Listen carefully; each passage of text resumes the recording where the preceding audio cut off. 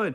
Welcome to a new episode here. I've been working on a few saws these few months here since winter's here, and work. My real-time job had me on the road quite a bit. I know, it's pretty tough about these Corona days, but either way, we had a saw that came my way, and it's a fancy saw. Let me tell you how fancy this saw is. It's so fancy, I believe everybody should have one of these. That's right. It's a Stihl MS 180C. This will work for an MS 170, the 180 series, the 017, and you betcha, the 018s. They're all homeowner saws. They are great little saws for people who don't need to do a whole lot of cutting. But let me tell you, they are good little saws. Either way, we were redoing a carburetor on this because it was acting funny because it is a older saw, and with all the fuel emissions and everything else been going on and the additives in the gas that we have these days and yada yada yada, the carburetors kind of go funky. And what happens with the carburetors, most of the time with these carburetors, I'm looking for the actual part that we had to replace. Right here. This is right in the carburetor with the diaphragm, okay? And this plastic or this fine material, I don't know, it must be some kind of, look at a better lighting here. This fine material, it gets kind of wavy, as you can see. And it gets pretty crusty. I'm trying to hold the camera and show you with the other hand here. So as it flutters back and forth, it's like a big drum. And there's a tab that hits it, and the air goes flowing back and forth with the back pressure on the carburetor. And I have an extra carburetor here, believe it or not. Here it is. That piece, this piece fits on the top of this. And I want to switch the camera around, so give me a few minutes and learn how to do that. And it looks like we did. So here it is. And we've been working on this carburetor.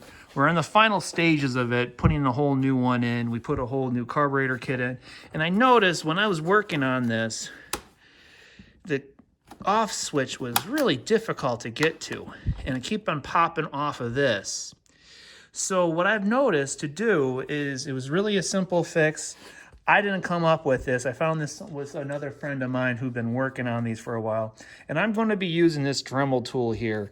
I believe this is from Milwaukee. A file, anything that you can use is up to you. But what the main goal is I'm going to zoom right in here.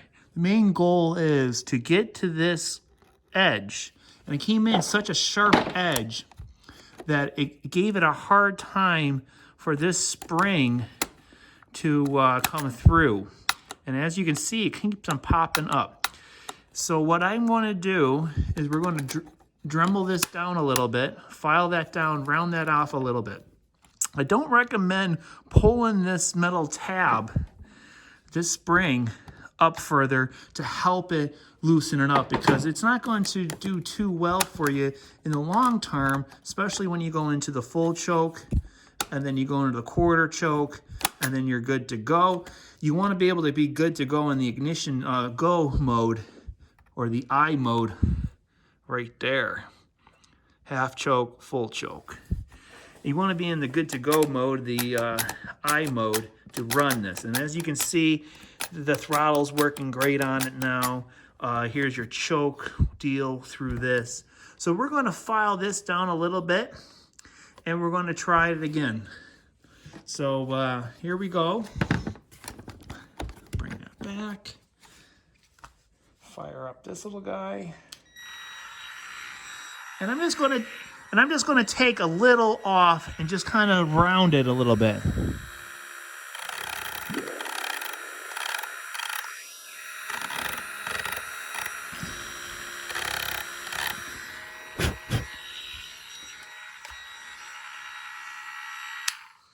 Out of all the crazy tools I buy, this little Milwaukee thing has been with me for a little bit here, almost a full year, coming up here shortly.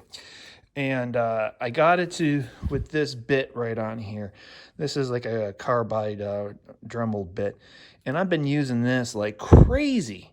I didn't even think it was going to be possible to use it as much as I have, but this is one of my go-to tools. As you can see, I kind of wore off the Milwaukee painting, but it's great to work on, especially on the equipment that I've been using. For like grease fittings and stuff, and that hole where the nozzle get in, it gets all banged up. This gets right in there in a short time. Just clean that right up so I can get my nozzle and my grease bit in there. But anyways, all right, so we got this rounded off pretty good, I think. And we still have full motion of everything else.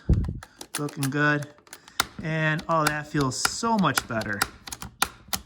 That feels great. So here's the other trick on this. When you put these covers on, and I'm not used to these homeowner saws too much, but when you put these covers on, you're going to have to keep this throttle all the way down in the full choke. There are two little tabs right here, 1 and 2, and that's going to line up with your tab 1 and 2 in there. So we're just going to slide this puppy right in. And as you can see, it goes right in right there. Twist this back. That's nice. We're on full choke. Here we go, a quarter choke, ignition, and then, oh, that's nice and smooth. You're gonna like that. A little bit of play on there, not play, but a little bit of hardness on there. But you know what? That's what you get for a homeowner saw. It's not a professional saw running. Look at that. We just cleaned this sucker up. We took it in for a bath. We're going to be replacing the muffler screws. As we took them off, we gnarled up some of them, or at least the 2, and it just wasn't right. So we ordered new ones for them. We cleaned out the screen. That is something that is important. That spark arrestor screen is huge. So if you're having a hard time with it starting, keep in mind that when you pull this off, this is the back side. I believe it goes in like this, I think. Yeah. When you pull this off, there's going to be a screen sitting in here. We call that a spark arrestor. Well, those came along because of forest fires and stuff. You need to have this clean. If you can't see through it like this, it's blocking flow. What the purpose of these are for is when the muffler gets hot and all that stuff in there, carbon gets up in there, it sends off these hot little ashes, and they say they can start fires.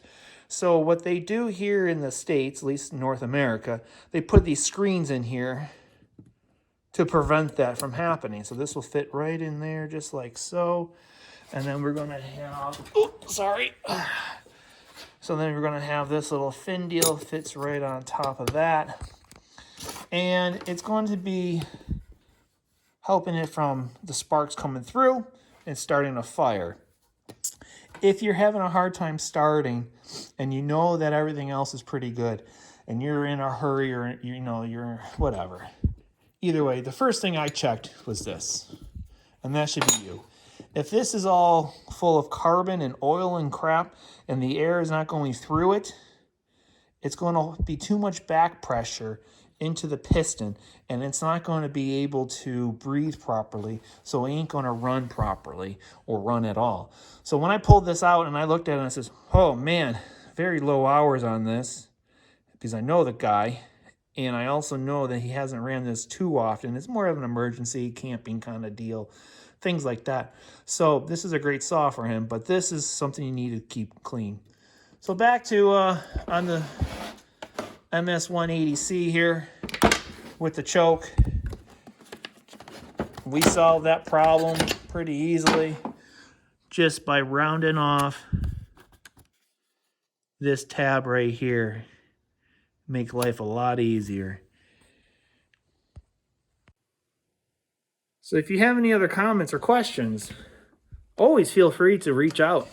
I'm not on here quite often, I only have a few of these things up, but more are coming. Life itself gets in the way.